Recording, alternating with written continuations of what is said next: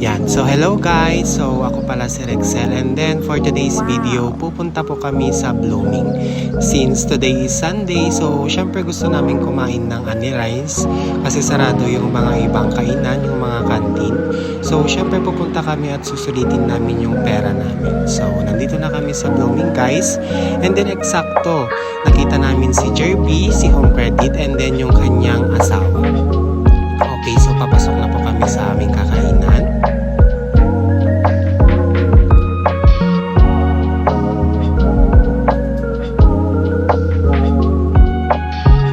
Okay, so dito kami kakain. So welcome dito sa Blooming. Okay, so kasama ko pala si Marimar, and then si Queen, at dito nga andito sila Jerby at saka si James. So kasama rin namin si Christian for today's video.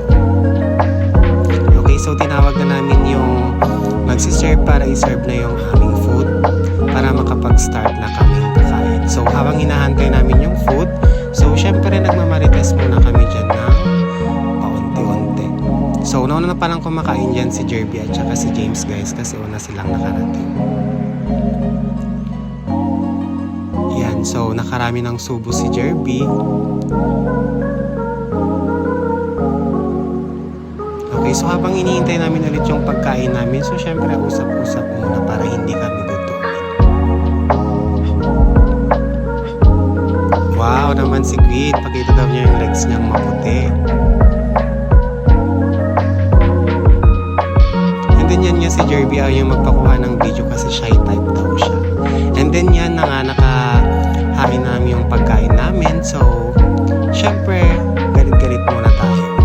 Okay, so yung in-order ko pala is chicken talong. And then yung kay Marimar is sisig at saka egg lang. So nagda-diet daw siya kasi nagpansit siya kanina. And then si Queen is talong, chicken, and then egg. And then si Christian naman is chicken, bangus, and then egg din. Okay, so samahan niyo ako guys. First bite. Okay, so napakasarap niya guys. So, syempre hati kami dito ni Christian sa chicken, and then magkahati rin kami sa bangus para matikman namin yung mga menu nila lahat kung masarap. So, napaka-crunchy pala ng chicken nila dito guys, at saka napakasarap. Sulit ang laki ng chicken nila. So, kung bumil pala nila ito guys, so only rice na po siya, and then only sabaw din.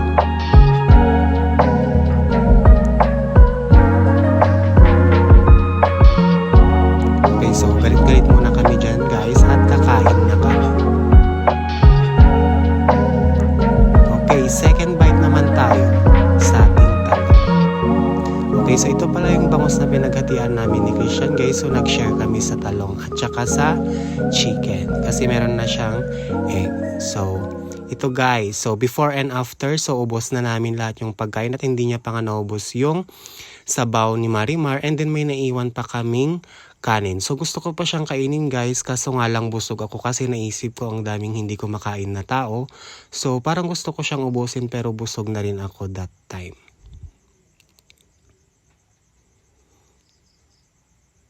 Oh, so yan yung pinagkainan ko guys. Kita nyo naman ubos na ubos. So yan, nagpe-prepare na kami ng aming payment. So syempre kukolektahin na namin yung aming bayad at magpo-proceed na kami sa counter area. So singilan portion na kami dyan guys. So ang init-init daw sabi ni Queen. So nakabukas pa yung ilaw. And then si Christian naman busy sa pagsa-cellphone. Okay guys, so tatayo na kami dyan at pupunta na kami sa counter area para magbayad ng aming kinain. Okay, so magkano kayang babayaran namin dito guys? So ayan si Queen, so tawang-tuwa siya guys kasi busog na naman yung alaga niya. So itong time na to guys, so pabalik na kami sa aming shop. So kitang-kita nyo naman yung araw. So tirik na tirik siya at napakainit. Buti na lang nag-sunblock ako dyan guys. And then nagpayong din si Marimar at saka si Queen. And then ang kagandahan sa payong nila is meron daw siyang UV screen. So kahit hindi daw sila mag-sunscreen, so hindi daw sila takot maarawan.